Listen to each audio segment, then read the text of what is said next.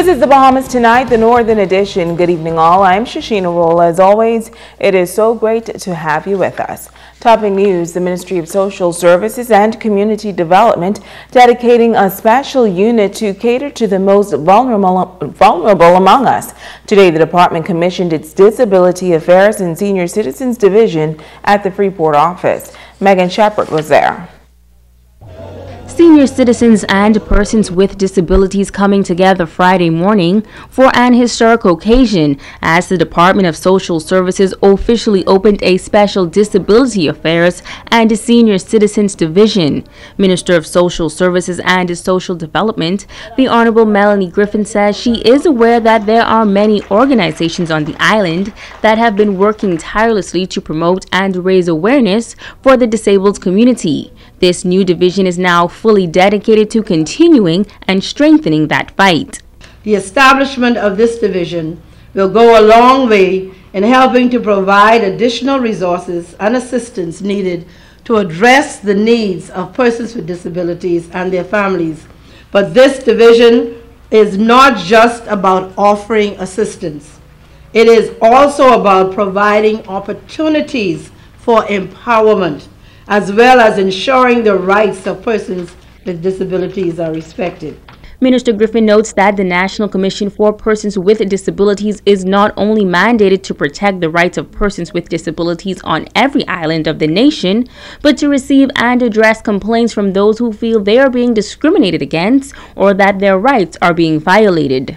The Division of Disability Affairs here in Grand Bahama will be able to liaise with the commission, the overall commission that resides in New Providence, but they are very much aware that they are not to be Nassau-centric, and so they must move out into all of our family of islands.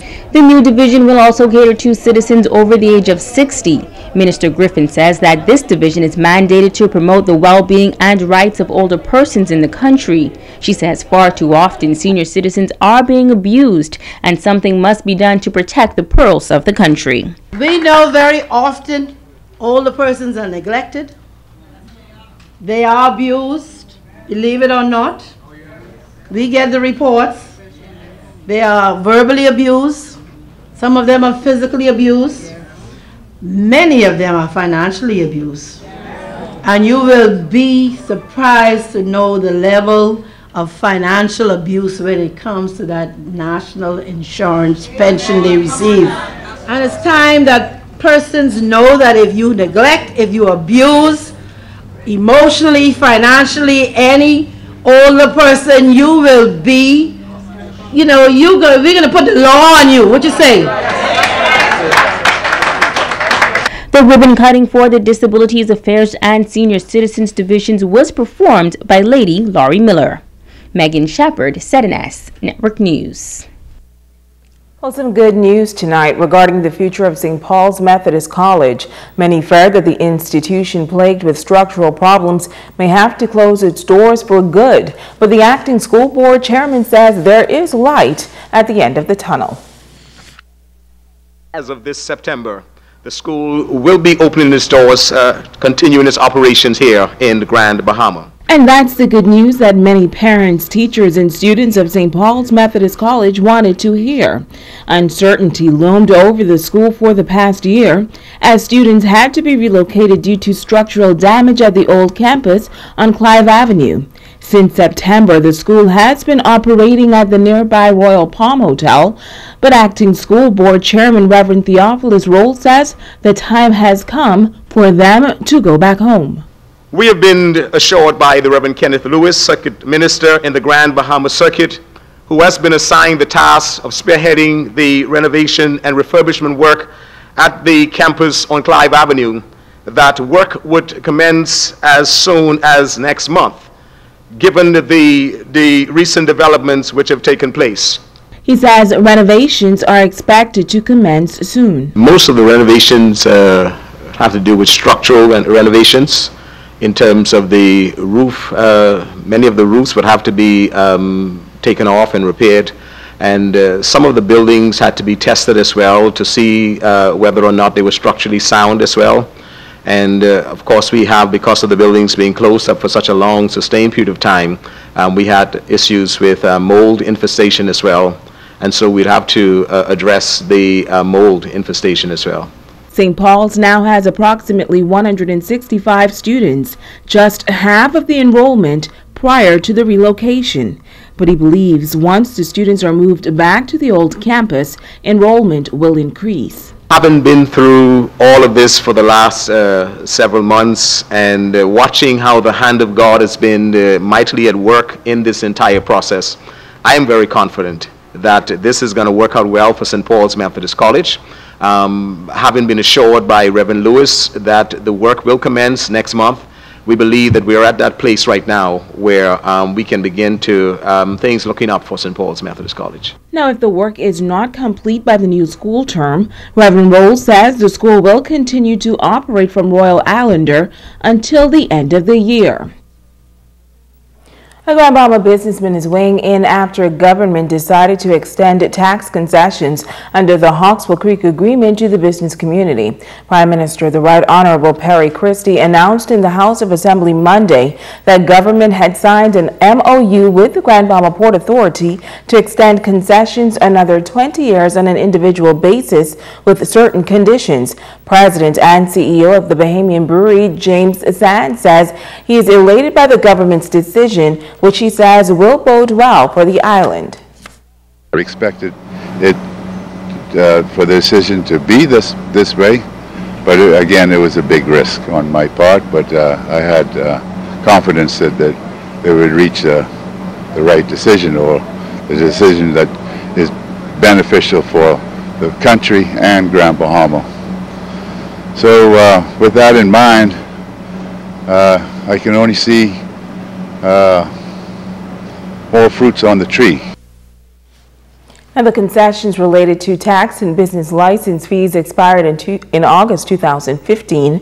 For his part, Sand says he will continuously strive to improve the island's economic standing. He also had high praise for the Minister for Grand Bahama, Dr. Michael Darvo. I will continue to do my bit here in Grand Bahama as far as expanding, create further employment, and to be a good corporate citizen of Grand Bahama. I'd like to congratulate also Mr. Minister Darvel. I think he's outside looking in for my part, has done a very good job of coordinating the various projects which are going to take place here in Grand Bahama. Switching gears now, police in Grand Bahama needs your assistance in locating 32-year-old Darren Davin Black of Pinedale 8 Mile Walk. He is wanted by the Central Division for shop breaking and stealing. He's of medium brown complexion with a low haircut, standing at 5 feet 11 inches tall and weighing about 160 pounds. Now, if you have any information concerning Darren Davin Black, contact the Central Detective Unit at 350-3138, the Central Detective Unit at 350-3107 through 12.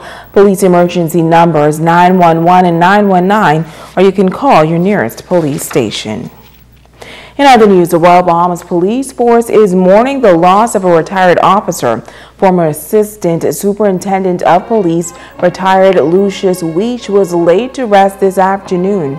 His former colleagues turned out in good numbers for a full military service. ASP Weech once served as the commander of the Western District and head of the Traffic Division here on Grand Bahama. Retired Chief Superintendent Basil Ramming says he worked with Weech for some 16 years, and during that time they shared a very close bond. He was my colleague, and he was a person who was highly respected.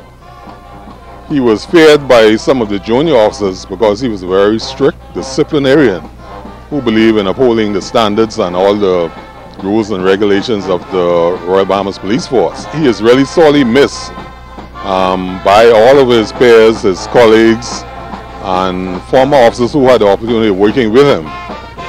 He was a very unique individual with a strong mind and who always shared his opinion, who spoke it. Weech's brother Jeffrey Davis says he loved his community and he loved policing.